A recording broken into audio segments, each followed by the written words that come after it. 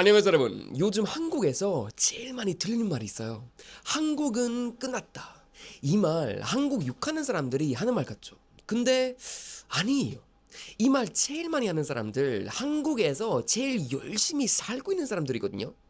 오늘은 이 영상에서 왜 사람들이 자기 나라를 두고 끝났다고 말하게 됐는지 그 진짜 이유를 이야기할 겁니다.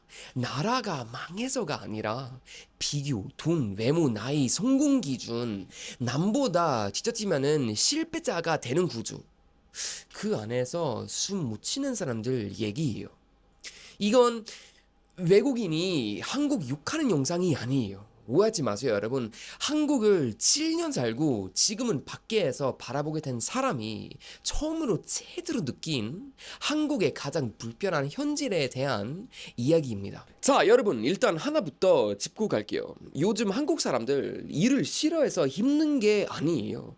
게을러서 불만이 많은 것도 아니고요. 오히려 반대라고 생각합니다. 너무 열심히 살았기 때문에 더 이상 버틸 힘이 없는 거예요.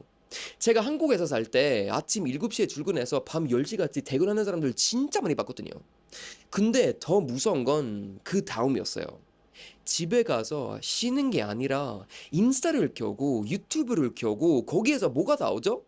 뭐 외국인이 유튜브 채널 나왔으면 좋겠는데 사실은 누군가는 더 좋은 차를 샀고 누군가는 더 큰 집으로 이사했고 누군가는 명품 가방을 들고 다니고 누군가는 나보다 어리는데 연봉이 더 높고 누군가는 같은 회사인데 승진을 했고 그 순간부터 비교가 시작돼요.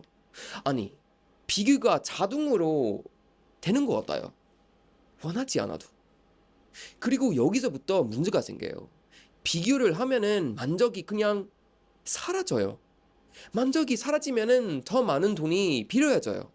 더 많은 돈이 필요해지면은 더 열심히 일해야 돼요. 더 열심히 일해야 되면은 더 지쳐요. 지치면은 인생이 재미가 없어져요.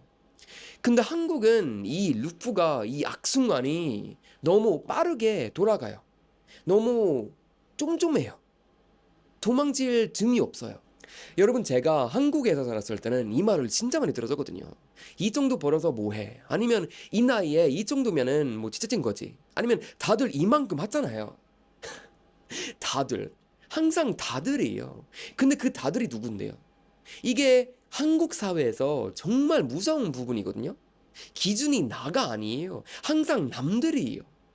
어느 회사 가야 되고 어느 대학교 나와야 되고 어느 브랜드 써야 하고 어느 동네 살아야 되고 이걸 맞출 수 없으면은 실패한 사람처럼 느끼게 만들어요.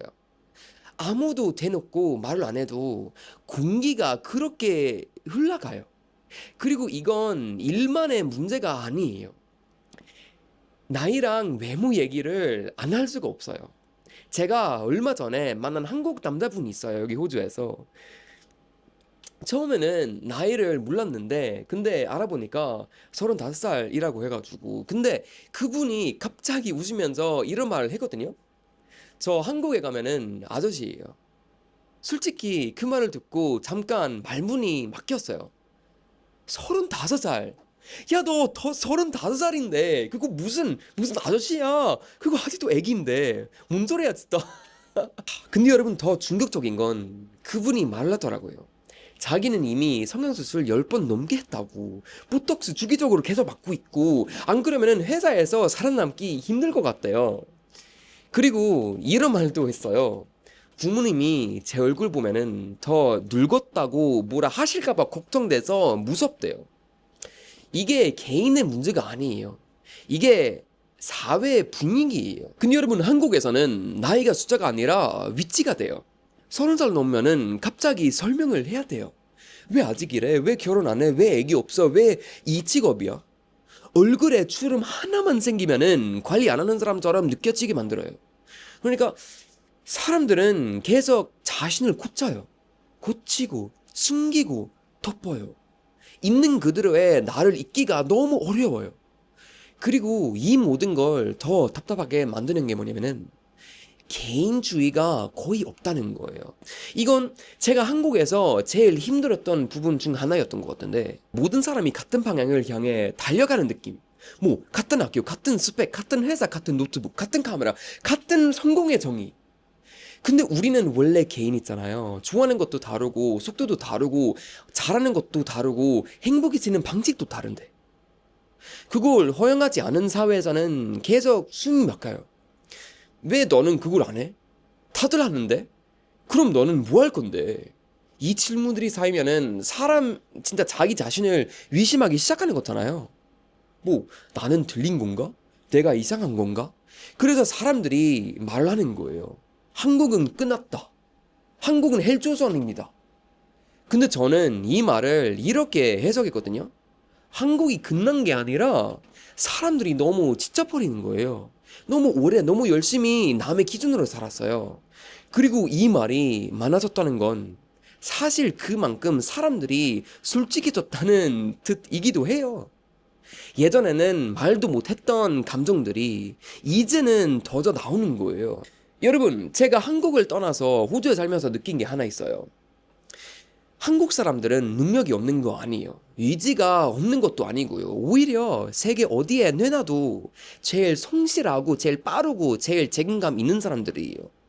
문제는 그 능력을 너무 한 방향으로만 쓰고 있다는 거예요. 남보다 뒤처지지 않기 위해서, 체면을 지키기 위해서, 실제로 보이지 않기 위해서, 그러다 보니 행복이 목적이 아니라 조건이 돼버렸어요. 이 정도면은 행복해도 돼. 이걸 가지면은 괜찮아도 돼. 아니면 이 나이가 되면은 인정받아도 돼. 근데 행복은 허락받는 게 아니잖아요. 저는 한국이 끝났다고 생각하진 않아요. 오히려 중요한 기로에 와 있다고 생각합니다. 자기한테 물어봐야 돼요. 정말 이게 내가 원하는 인생인지, 정말 이 기준이 나한테 맞는지, 다 같이 같은 곳을 바라보지 않아도 되고, 조금 늦어도 되고, 조금 달라도 되는 사회. 그걸 인정해주는 순간 사람들은 다시 숨을 쉴 수 있어요. 한국은 끝났다는 말이 누락난 이유는 한국이 망해서가 아니라 사람들이 더 이상 거짓말을 못하게 됐기 때문이에요.